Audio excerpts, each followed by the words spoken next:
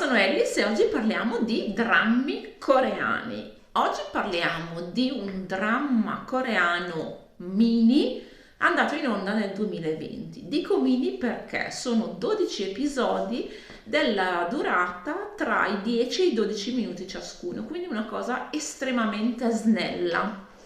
Il titolo è Kiss Goblin. Allora, partiamo con la trama e poi andiamo con una serie di osservazioni che esuleranno anche dal dramma in sé. La trama è abbastanza interessante. C'è questo goblin che vuole diventare umano e quindi la regina dei goblin gli dice il processo per diventare umano è baciare 10 ragazze diverse e una volta che arrivi alla 10ª potrai diventare umano. Questo perché? Perché con ogni bacio acquisirai un'emozione diversa. Ovviamente le 10 ragazze non sono casuali, ma le identità di queste persone gli vengono date dalla regina stessa dei Goblin e che lo avverte anche di questa cosa. Sembra una cosa facile perché il Goblin può prendere le sembianze di chi gli pare, poteri, eccetera, eccetera. Però il processo appunto di acquisizione e interiorizzazione delle emozioni umane è molto più complesso di quanto non possa sembrare sulla carta. La prima ragazza che bacia è la migliore amica della protagonista che è secondo me una di quelle protagoniste femminili che tanta simpatia non la ispirano, perché è una di quelle che si lamenta e la gente è menefreghista, ti tratta male, prende solo quello che vuole e poi ti butta, e poi è la prima che si comporta in questo modo. Allora, diciamo che un po' di ragione per essere scostante la protagonista ce l'ha, perché è stata cornificata dal fidanzato che, non contento di essere stato uno stronzo con la patente, ha rincarato la dose e andando praticamente da un suo amico a convincerlo a uscire con la protagonista per poi sbeffeggiarla nuovamente. Quindi voglio dire, cioè non solo sei stronzo, proprio sei stronzo plus. E, viene poi sbugiardato in questa cosa, però questa scena in realtà è solo una delle tante scene che ci sono, ma non è che abbia una valenza poi significativa ai fini della trama. L'ultima ragazza perché il Goblin deve baciare è proprio la protagonista. Il problema qual è? Il problema è che i due nel frattempo hanno sviluppato un'amicizia che è già evoluta in innamoramento, e hanno sviluppato un'amicizia perché dopo un primo incontro di quelli un pochino turbolenti, quando il Goblin appunto bacia la migliore amica della protagonista e lei lo vede poi baciare un'altra ragazza il giorno dopo, e quindi memore dell'esperienza del fidanzato che le aveva piantato un paio di supremo di corna, era andato a dirgliene 4 a questo Goblin. Quando lui gli spiega il motivo, lei ovviamente non ci crede finché non compare sulla scena un esorcista che vuole fare le penne al Goblin, ok? Perché questo è il suo lavoro. Allora la ragazza, per proteggerlo, gli si para davanti, ma l'esorcista a lei non può far nulla, quindi i due stringono questa collaborazione per cui lei lo aiuta nelle varie tappe dei baci che gli consentono di accomunare le emozioni umane, e in cambio lui le fa le faccende di casa, le paga l'affitto, eccetera, eccetera. Lei, diciamo, lo aiuta in queste tappe, soprattutto perché parandosi davanti a lui ogni qualvolta l'esorcista si presenta, cosa che avviene puntualmente quando lui bacia le ragazze perché viene sprigionata la sua energia goblin e quindi l'esorcista come un segugio sente questa energia e quindi si precipita per fargli le penne. La ragazza cosa fa? Appunto si mette fra i due, l'esorcista non può ferire, non può attaccare gli umani perché lo scopo stesso della sua esistenza è quello di proteggere gli umani dai goblin e quindi di fatto viene vanificato tutto il suo tentativo di fare le penne appunto a questo goblin. Se non che, ripeto, arriviamo alla 10ª ragazza che è proprio la protagonista. E voi mi direte, ma qual è il problema? Cioè, sono già insieme, si piacciono, che si bacino e la facciano finita.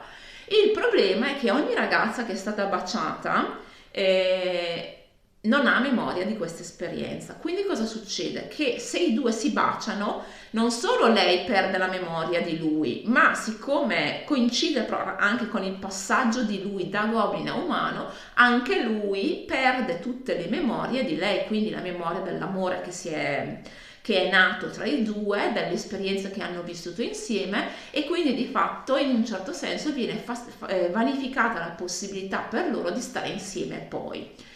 Se non fosse che dopo un brevissimo tira e molla, perché il numero degli episodi, la durata stessa degli episodi non lo consente, decidono di da una parte un po' affidarsi alla sorte, da una parte un po' avere fiducia che si ritroveranno e che lei di nuovo riuscirà a farlo innamorare di lui, di sé e viceversa. Allora, c'è un lieto fine, ve lo anticipo perché non è che ci sia chissà che suspense. Allo stesso tempo, ecco, storyline parallela di fatto molto più intrigante in un certo senso anche della storia dei protagonisti è quella della regina dei goblin. La regina dei goblin ha cercato a sua volta di diventare umana e ha seguito fondamentalmente la stessa evoluzione del goblin della storia che stiamo vedendo, perché anche lei si è innamorata dell'ultima persona che doveva baciare e ha deciso di non baciarla per non perdere i ricordi di lui. Questo lui però chi è? È l'esorcista, quindi c'è un intrigo di fondo che arrivati all'ultima puntata non viene risolto in maniera soddisfacente perché l'esorcista muore all'inizio del 12° episodio, quindi dell'ultimo, però poi sembra tipo rinascere avendo perso la sua identità di esorcista e rinascendo come essere umano normale.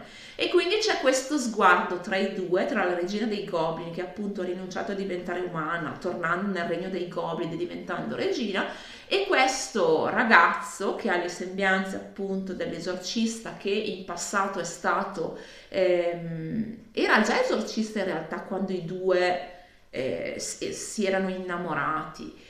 La regina aveva appunto rinunciato a baciarlo, ha rinunciato alla possibilità di diventare umana per non perdere il ricordo del loro amore, e però si vedeva già questo conflitto di lui che la voleva uccidere ma non ce la faceva. Ecco, quindi cioè di fatto questa storyline secondaria, questa storyline parallela è molto più intrigante della storia principale, che è comunque interessante, che non sfigurerebbe secondo me in un dramma di quelli dalla durata standard, quindi 12-16 episodi, perché comunque la premessa iniziale, l'idea di guadagnare le emozioni attraverso il bacio, attraverso qualsiasi altro stratagemma, è intrigante. Il problema qual è? Il dramma è carino, è di nuovo, come tanti altri drammi, un po' insipido. Anche qua, pur nella breve durata dei singoli episodi, pur nella breve durata del mini dramma in sé, gli sceneggiatori non sono riusciti a esentarsi dal cacciarci dentro la classica figura dell'amico di lei, innamorato, perso da sempre, che aspetta a dichiararsi nel momento in cui arriva sulla scena un altro interesse, con lei che fondamentalmente cioè, lo schiena proprio alla grande. E che è una cosa che ai fini dell'evoluzione degli eventi, della crescita personale dei personaggi, che comunque è, lasciatemelo dire, minimale, non serve a niente, perché ci sono appunto queste tre scene appese un po' al soffitto, con lei che gli dice no, restiamo amici, così almeno la nostra amicizia si salvaguarderà per sempre. Invece se dovessimo metterci insieme, piccola postilla, a lei di lui non gliene frega una cippa, però vabbè, nell'eventualità, ok, per periodo ipotetico dell'improbabilità, dovessimo metterci insieme e dovesse succedere qualcosa, io ti perderei anche come amico. Vabbè, devo ancora capirla questa storia qua degli amici che decidono di dichiararsi sempre nel momento meno opportuno. Probabilmente non la capirò mai. E quindi, vabbè, passo a una riflessione più generica che prende lo spunto da questo dramma e prende lo spunto anche dal fatto che sia così concentrato. La forza di una storia si conferma questo mio pensiero ancora una volta, sta nella qualità della scrittura.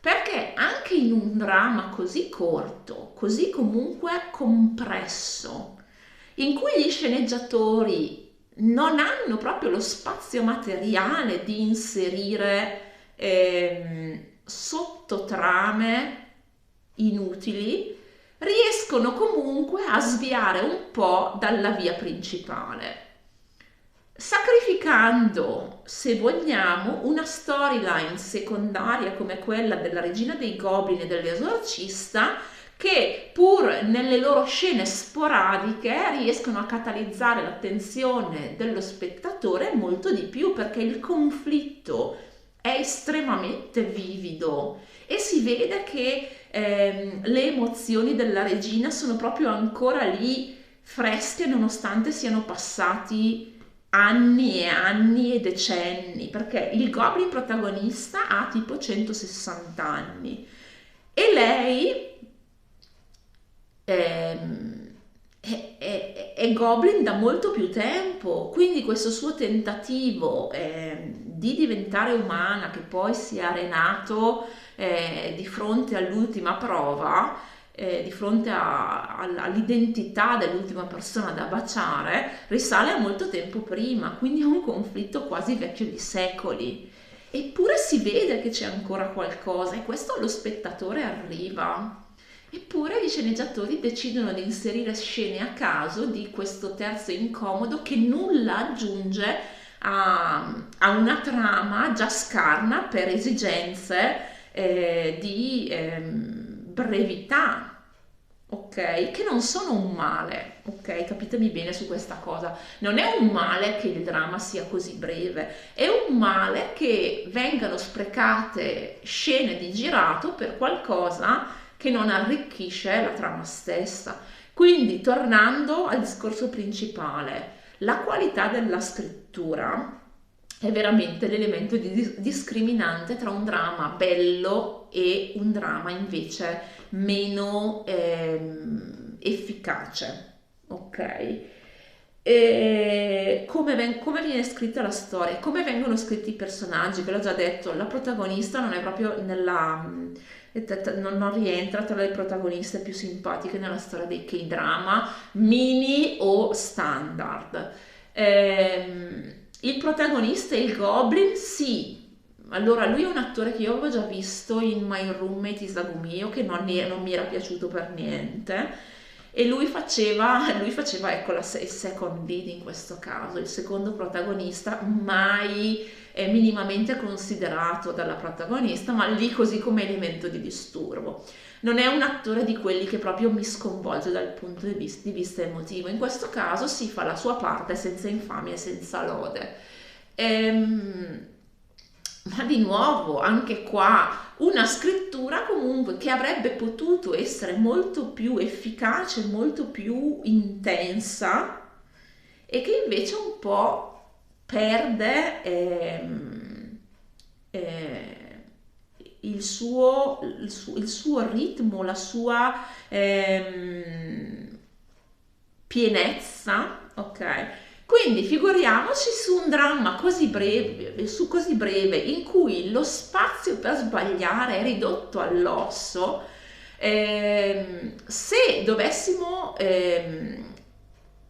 trasportare, riportare una cosa del genere in una lunghezza standard, in cui praticamente la lunghezza intera di questo mini drama sono 2 puntate di un drama standard, figuratevi che risultato si può ottenere. E ripeto, con un concept comunque di trama che ha delle grandi potenzialità, senza strafare, senza andare a fare grandi discorsi sui massimi sistemi, e ci perdiamo lo stesso in un bicchiere d'acqua. Sono rimasta un po' così perché avevo visto anche di questa delle clip in cui lei salva lui dall'esorcista e sembravano carine. E invece tutto si annacqua ancora una volta in una storia senza mordente, e senza nemmeno la scusa di un numero spropositato di episodi, perché vi ripeto, nel caso vi foste persi il dettaglio, sono 12 episodi della durata di 10-12 minuti ciascuno, quindi 2 ore di dramma, un film praticamente, eppure in un film riusciamo a perdere la tramontana. È un peccato, ma è anche un esempio di quanto davvero, torno a dirlo, la scrittura, la concatenazione degli eventi, il pensare alla pertinenza di una scena o meno sia veramente fondamentale quando si stende una sceneggiatura, perché prima di tutto sono gli eventi, sono le motivazioni dei personaggi, anzi prima di tutto sono le motivazioni dei personaggi, perché quelle sono a muovere poi gli eventi, e poi ci stanno anche le azioni, le situazioni, le circostanze che si verificano, che vanno a intersecarsi con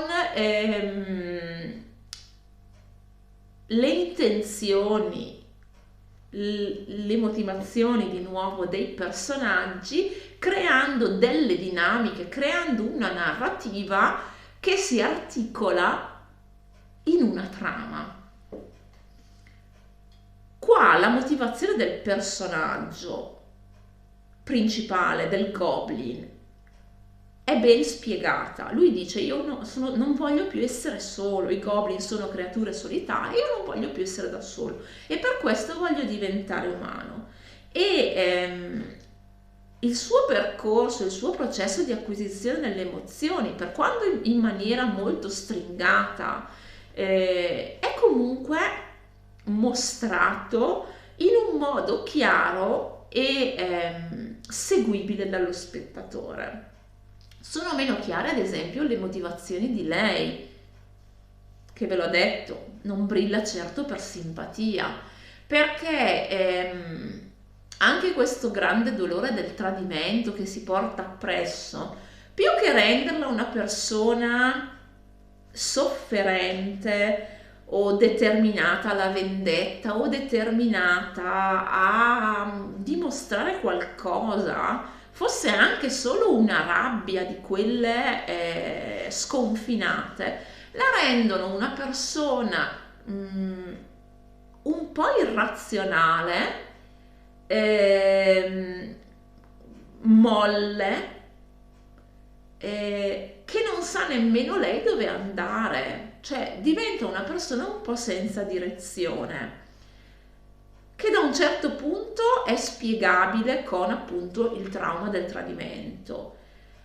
Da un altro certo punto di vista però la rende anche un personaggio estremamente debole se ci devi costruire una trama sopra, perché rimane un po' in balia di tante cose poco chiare, perché sei in balia del dolore dovuto al tradimento, ok, sei in balia della rabbia dopo aver visto che questo, non contento di averti tradito la prima volta, ti vuole pure pigliare per il naso. Ok, come conciliamo la cosa con il primo elemento? Che arco narrativo ti costruisco? Fai solo da ancella al protagonista? Sì, è un mix di queste tre cose, ma senza arrivare da nessuna parte. Perché poi nel momento in cui si arriva al dunque, ovvero lui che scopre l'identità dell'ultima persona da baciare, lei che non è fessa e capisce che c'è qualcosa sotto, loro due che si confrontano, eh, alla fine, in breve, per necessità anche, per imminenza della conclusione, arrivano a baciarsi e lei resta sempre un po' lì sospesa, che dico, vabbè, boh, non aspettatevi nulla, però c'erano tutte le potenzialità per realizzare un prodottino di quelli molto carini e molto efficaci, nonostante le dimensioni contenute. Non so che cosa ho detto in questo video, però aveva un senso nella mia testa, sappiatelo. Kiss Goblin, non so dove lo trovate, ve lo metto qua sotto. Forse c'è anche su YouTube, non lo so, forse è un po' troppo recente, perché 2020 è un po' troppo recente, essendo dramma coreano per essere tutto intero su YouTube. Lo cerco e vi metto comunque qua sotto un aggancio nel caso lo voleste vedere, perché dalla sua c'ha che è talmente lesto da vedere che perché no.